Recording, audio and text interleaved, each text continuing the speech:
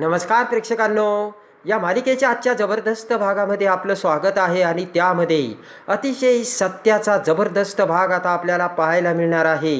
भैरवी आणि तिलोत्तमाचे भयानक सत्य आता जगन्नाथ आणि सावली भांग पाजून आता भैरवीच्या तोंडातून कसे पोपटासारखे वदवते आणि भांग प्यालेली भैरवी आता नाचत आता ते भयानक सत्य कशी आता भागेच्या नशेत सगळ्यांच्या समोर आणते प्रेक्षकांनो।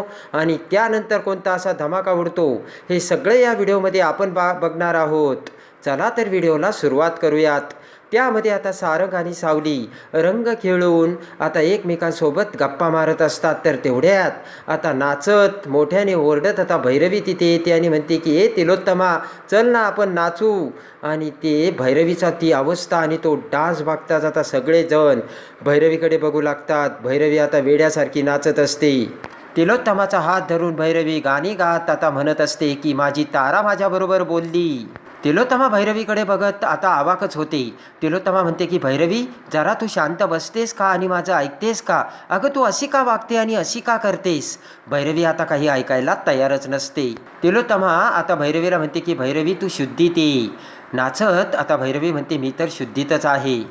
आणि नाचतच आता भैरवी म्हणते की माझी तारा माझ्याशी बोलली। आणि आता भैरवी जिकडे तिकडे फक्त नाचतच असते। त्या भैरवीची ती अवस्था बघून तिलोत्तमा म्हणते की ही भैरवी अशी का वागते, मला काही कळतच नाही। चंद्रकांतराव म्हणतात काही नाही लेकी, आणि आईचा विरह संपला ना, त्यामुळे तिचा आनंद गगनात मावेनासा होतोय तिलोत्तमा। आणि त्यानंतर आता भैरवी डान्स करू लागताच आता इकडे बबलू सुद्धा ढोल ताशांच्या त्या गजरामध्ये नाचत असतो। तर तेवढ्याच सावली आता सारंगपासून त्या वाजवणाऱ्या बँडवाल्यांकडे जाते आणि बबलू समोर आता डान्स करू लागते। जगन्नाथ, अलका, तिलोत्तमा सगळेजण आता बघू लागतात आणि सावली आता आनंदाने डान्स करत असताना जगन्नाथ सारंगकडे येतो। जगन्नाथ आता सारंगला म्हणतो की सारंग, सावलीच्या आयुष्यामध्ये संतती विरह आहे। हे ऐकल्यानंतर आणि हे समजल्यानंतर सावली हे सगळं सहन करू शकते का आणि सहन करील का, किंवा तू काही याबद्दल विचार केलास का सारंग? असे जगन्नाथ बोलताच सारंग आता नकारार्थी मान हलवतो। आणि ज्या वेळेस आपल्या आयुष्यामध्ये संतती विरह आहे हे जेव्हा त्या सावलीला कळेल तेव्हा ती जिवंत तरी राहील का, असे जगन्नाथ सारंगला विचारतो। आणि देवाकडे हात करत आता जगन्नाथ आता कपाळावरती हात ठेवत म्हणतो की देवा, माझ्या लेकीच्या आयुष्यातला संतती विरह हा जो आहे तो माझा शब्द तू खोटा ठरावा आणि या जगन्नाथ पंडितचा शब्द खोटा ठरवून माझ्या लेकीच्या आयुष्यात तू संतती योग देऊ दे, अशी आता देवाकडे जगन्नाथ प्रार्थना करतो। तर त्यावेळेस इकडे आता भैरवी हाय मोकलून आता नाचत असते। आनंदाने भैरवी वेडीपिशी झालेली असते आणि भैरवीला आता भांगेची चांगलीच नशा चढलेली असते। आणि त्याच वेळेस भैरवी जगन्नाथ समोर येऊन जगन्नाथची कॉलर पकडत म्हणते की हा माणूस एकदम खोटारडा आहे। सावली, अलका आता सगळेजण तिथे चंद्रकांतराव जमा होतात। आता कॉलर पकडून भैरवी म्हणते की खोटारडा आहेस तू। ते बघून आता सावली म्हणते की माई अहो तुम्ही काय करताय, सोडा त्यांना। आता भैरवी म्हणते की माझी प्रतिष्ठा तुम्ही धुळीस मिळवली। जगन्नाथ म्हणतो की हो तुझी प्रतिष्ठा आम्ही धुळीस मिळवली, पण तू सुधारणार आहेस का? आणि हसतच भैरवी म्हणते की नाही। आणि नाही नाही करत भैरवी गाणी गाऊ लागते। आणि भैरवी म्हणते की मी तर सुधारणार नाहीच, पण मी सगळ्यांची वाट लावणार आहे। आणि आता सावली भैरवीला म्हणते की माई जरा ऐका ना, तिलोत्तमा मॅडमनी तुम्हाला या घरात का ठेवलंय?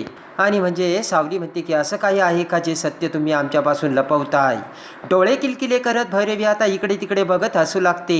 आणि आता सावलीला जवळ बोलावत आता सावलीच्या कानात भैरवी म्हणते की गुपित आहे ते सांगूयात, आपण सगळ्यांना सांगूयात। आणि आता भैरवी तिलोत्तमाकडे येत म्हणते की तिलोत्तमा अगं या सगळ्यांना गुपित ऐकायचंय। तिलोत्तमाला तर आता धक्काच बसलेला असतो। भैरवी म्हणते की ऐक ना तिलोत्तमा, सावली मला काय म्हणाली, तिला ना तुझं म्हणजे तिलोत्तमाचं आणि माझं गुपित ऐकायचंय। भैरवी म्हणते की म्हणून मी तिला सांगितलं की आपण सगळ्यांना सांगूयात। रागाने तिलोत्तमा आता सावलीकडे बघते। तिलोत्तमाकडे बघत आता भैरवी म्हणते की ऐक ना तिलोत्तमा, आपण आता सगळ्यांना गुपित सांगूयात, मी ना सगळ्यांना बोलावते। भैरवी म्हणते की ऐका ऐका सगळेजण इकडे या। तिलोत्तमा भैरवीला थांबवण्याचा प्रयत्न करते। भैरवी म्हणते अगं थांब ना, अगोदर गुपित सांगू। आणि माईक हातात घेतल्याचं असं ॲक्टिंग करत आता भैरवी म्हणते की ऐका आता मला तुम्हाला सगळ्यांसमोर भैरवी वजे ही तुम्हाला गुपित सांगणार आहे. आणि सगळेजण आता भैरवीचे बोलणे ऐकू लागतात. भैरवी सावलीकडे बोट करत म्हणते, ही सावली आहे ना, तिला मी गाणं शिकवलंय. आणि भैरवी म्हणते की हिचा आवाज मी विकत घेतला होता आणि त्या बदल्या तिच्या फॅमिलीला मी सांभाळलं. सांग ना सावली, तुझ्या फॅमिलीला मी सांभाळलं की नाही, असे भैरवी आता सगळ्यांसमोर बोलते. भैरवी म्हणते, मी हिला गाणं शिकवलं आणि सगळं छान छान केलं. आणि रडतच भैरवी म्हणते की पण यांनी काय केलं, यांनी माझी वाट लावून टाकली आणि माझी प्रतिष्ठा यांनी धुळीस मिळवली. आणि त्यानंतर आता माझी वाट लावल्यानंतर मी तिलोत्तमाची माफीसुद्धा मागायला आली होती, पण त्या बदल्या त्या तिलोत्तमाने काय केलं. तिलोत्तमा आता भैरवीला गप्प बसू लागते. भैरवी ऐकायला तयारच नसते. भैरवी म्हणते की ऐका. मग तिलोत्तमाने माझ्या तोंडाला काळं फासलं, असं काळं फासलं. आणि त्यानंतर मग आता माझी वाट लावल्यानंतर मी ठरवलं मी सगळ्यांचा बदला घेणार. आणि भैरवी म्हणते की मला तरीसुद्धा माफ नाही केलं. तिलोत्तमा म्हणते की जाऊ दे ना गं भैरवी, दे सोडून आता. तिलोत्तमा म्हणते की जाऊ दे. भैरवी ऐकायला तयारच नसते. मग भैरवी म्हणते की मी आले या तिलोत्तमाला धडा शिकवायला आली. ते ऐकताच आता तिलोत्तमासुद्धा भैरवीचं बोलणे ऐकू लागते. आणि मग आता भैरवी म्हणते मी तिलोत्तमाला आपल्या बाजूने वळवून घेतलं. सांगू का सगळं आता तिलोत्तमा. तर आता तिलोत्तमा म्हणते भैरवी म्हणते सांगू. तर सगळेजण कान टावकारून ऐकू लागतात. तिलोत्तमाकडे बघत भैरवी म्हणते की मला ना आता सगळं सांगायचं आहे आणि मी जर खरी गुपिताची गंमत नाही सांगितली तर सण कसा साजरा होणार. आणि तिलोत्तमा म्हणते की काय भैरवी. तर भैरवी म्हणते गंमत तर सांगायला पाहिजेच ना आणि मी गंमत सांगणारच आहे. आणि आता नीलकडे बघत आता भैरवी म्हणते की ऐक नील, तुझ्या बाबतीत या तिलोत्तमाने काय केलं ते. तिलोत्तमा म्हणते ऐक ना भैरवी, तू आता शुद्धीत नाहीये. आता तिलोत्तमा म्हणते की हिला कोणीतरी नक्की काहीतरी पाजलंय. सावली म्हणते की माहीत नाही तिलोत्तमा मॅडम, मगाशी त्या अनामिकाला सोडायला आतमध्ये गेल्या होत्या आणि तेव्हापासून त्या अशाच करतात. तर चंद्रकांतराव म्हणतात की ती कदाचित भांग बिंग प्याली असेल. भैरवी म्हणते की नाही मी शुद्धीत आहे, मी चांगली शुद्धीत आहे. आणि ऐका आता मी सांगूनच टाकते असे भैरवी बोलताच आता रागाने जोराने सनकन तिलोत्तमा भैरवीच्या कानाखाली मारते.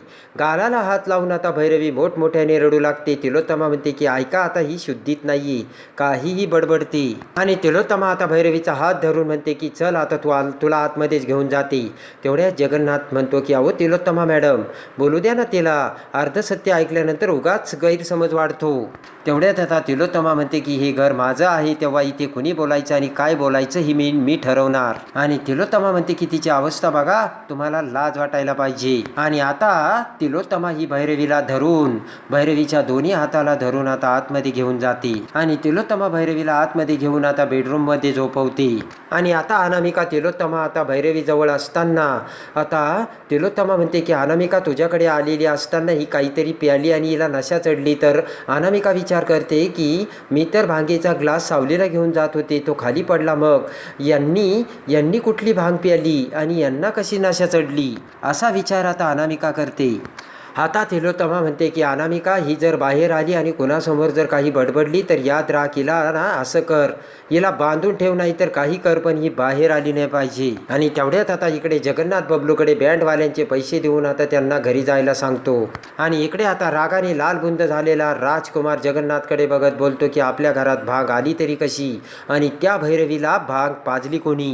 जगन्नाथ म्हणतो त्याचं काय आहे, तिची अशी खोटी प्रतिष्ठा उधळल्यामुळे ती अशी उधळल्यासारखी वागू राहिली. आता चंद्रकांतराव म्हणतात की हे एकदम बरोबर आहे, पण तिलोत्तमा भैरवीची बालमैत्रीण असल्यामुळे तिलोत्तमाला हे कधीच पटणार नाही आणि हे सत्य ती कधीच मान्य करणार नाही. आणि तेवढ्यात आता अनामिकाने आणलेली भैरवीने अनामिकाला दिलेली ती पावडरची बरणी नीलला सापडते आणि नील ती बरणी घेऊन आता सगळ्यांच्या समोर घेऊन येतो. राजकुमार ती बरणी बघतो आणि म्हणतो ही पावडर कसली आहे. सगळेजण आता ती बरणी बघू लागतात. आणि तेवढ्यात ती बरणी बघत तारा म्हणते की ही बरणी मी अनामिकाच्या हातात बघितली होती. आणि ते बघता क्षणी आता जगन्नाथ सावलीजवळ येत सावलीच्या कानात म्हणतो, सावले अगं बघितलं का. सावली म्हणते काय. जगन्नाथ म्हणतो की यांनी सुद्धा भांग आणली, म्हणजे यांचा सुद्धा कुणाला तरी भांग पाजण्याचा प्लान होता सावली. आता सावलीच्या लक्षात येतं. सावली म्हणते की अरे बापरे, म्हणजे अनामिकाच्या हातातून मला किंवा तिलोत्तमा मॅडमला भांग पाजायची होती यांना तर. आणि सावली म्हणते की मग या अशा का वागतायत. जगन्नाथ म्हणतो कळतंय का तुला सावली, भैरवीनं सगळं सत्य बोलणार होती पण तुझ्या सासूने बोलू दिलं नाही. इकडे आता चंद्रकांतराव म्हणतात अनामिकाने हे सगळं केलं असं मला नाही वाटत, मला वाटतंय भैरवीने स्वतःच भांग मिसळून भैरवी भांग पिली असणार. आणि तेवढ्यात आता तिलोत्तमा ही भैरवीला तिथे झोपून बाहेर येते आणि त्यानंतर आता सगळेजण भैरवीला कसलं तरी गुपित सांगायचं होतं असे आता तिलोत्तमाला बोलतात. तर तिलोत्तमा म्हणते कसलं गुपित. आता तिलोत्तमा म्हणते की काहीही गुपित नाहीये, फक्त ती भांग पेली होती. आता तिलोत्तमा म्हणते की तुम्ही काय बाकीच्यांचं ऐकता, मुळात घरात भांग राजकुमार म्हणतो आमच्यापैकी कुणीही भांग पाजलेली नाहीये. तर आता ती बरणी तिलोत्तमाला दाखवत आता तारा म्हणते की ही बरणी मी अनामिकाच्या हातात बघितली होती. तिलोत्तमा ती बरणी आपल्या हातात घेते आणि आता ती बरणी आपल्या हातात घेऊन तिलोत्तमा आता आतमध्ये जाऊ लागते. तर भांग प्याल्यानंतर भैरवी आता काय काय बोलली हे सगळं तिलोत्तमाच्या डोळ्यासमोर येऊ लागते. जगन्नाथची कॉलर पकडून जग्या बघ, माझ्या डोळ्यात डोळे घालून बघ आणि मी तुझी वाट लावणार आणि मी सगळ्यांची वाट लावणार. हे भैरवीचे बोलणे आता तिलोत्तमाला आठवतं आणि त्यानंतर आता ही तिलोत्तमा हिचं गुपित मी सगळ्यांना सांगणार असे आता ज्यावेळेस भैरवी बोलते त्याच वेळेस तिलोत्तमा सनकन कशी भैरवीच्या कानाखाली मारते हे सगळं आता तिलोत्तमाला आठवतं. आणि त्यानंतर आपण भैरवीचा हात धरून तिला कसं बेडरूममध्ये आणलं हे देखील आता तिलोत्तमाला आठवतं. आणि ते सगळं आठवून तिलोत्तमा ती पावडरची बरणी घेऊन आतमध्ये जाऊ लागते. आणि इकडे आता पाठीमागे बघत तिलोत्तमा आतमध्ये जाऊ लागताच आता सावली पुन्हा एकदा विचारात पडते. हे सगळं काय चाललंय याचा आता सावली विचार करू लागते. आता इकडे तो सगळा प्रकार झाल्यानंतर भैरवीची ते सगळे आता अवस्था आणि तिलोत्तमाची ती सगळे ॲक्टिंग ते सगळे बोलणे याचा सगळा आता ठाव ठिकाणा लागता क्षणी जगन्नाथ आता सावलीकडे येतो. सावलीला म्हणतो की सावली अगं त्या भैरवीचं ना एक वाक्य सारखं माझ्या मनामध्ये घोळू राहिलं. सावली म्हणते कोणते. त्यावेळी जगन्नाथ म्हणतो की भैरवी माझी कॉलर पकडून मला म्हणत होती की अरे जगन्नाथ तुला जर तिलोत्तमाचं गुपित कळलं ना तर तू काय करशील ना ते माहीत नाही आहे. आता लगेच जगन्नाथ म्हणतो की नक्कीच तिलोत्तमाचं असं काहीतरी गुपित आहे जे भैरवीकडे आहे. आणि त्यानंतर आता इकडे भैरवी रडू लागते. भैरवी अनामिकाला म्हणते की माझ्या लेकीपासून मला या सगळ्यांनी तोडलंय, माझ्या लेकीचा आणि माझा विरह मी कसा सहन करू. आता भैरवी ते बघू सगळा विचार करू लागते. भैरवी आता या सगळ्याचा विचार करत असताना ज्यावेळेस भैरवी भांग पिली होती त्यावेळेस आता भैरवी हळूच आता रांगत येत असताना सारंग आणि जगन्नाथचे बोलणे भैरवीने ऐकलेले असते आणि ते आता भैरवीला आठवतं. जगन्नाथने सारंगला सांगितलेलं असतं की सावलीच्या आयुष्यात संतती विरह आहे, हे ती सहन करू शकेल का. आणि हेच बोलणे भैरवी ऐकते आणि टाळ्या वाजवत आता भैरवी म्हणते की आता मला कळालं खरी गोम काय आहे आणि खरे सत्य काय आहे. ते सगळं आठवतात आता भैरवी अनामिकाला म्हणते की तुला नाही माहिती माझ्या हातात काय लागलंय ते. इकडे आता जगन्नाथला भैरवीचे अर्धे सत्य समजलेले असते की नक्कीच तिलोत्तमाचं काहीतरी गुपित भैरवीला माहिती आहे. आणि इकडे आता भैरवीला सावलीचं सत्य समजलेलं असतं. दोन सत्याचा भयानक धमाका उडत आता जगन्नाथ सावली जिंकतात की भैरवी. प्रेक्षकांनो हे सगळं बघण्यासाठी आणि आता जगन्नाथ आणि सावली तिलोत्तमाचं सत्य कसं बाहेर काढते हे बघण्यासाठी आपल्या चॅनलला लाईक करा, सबस्क्राईब करा.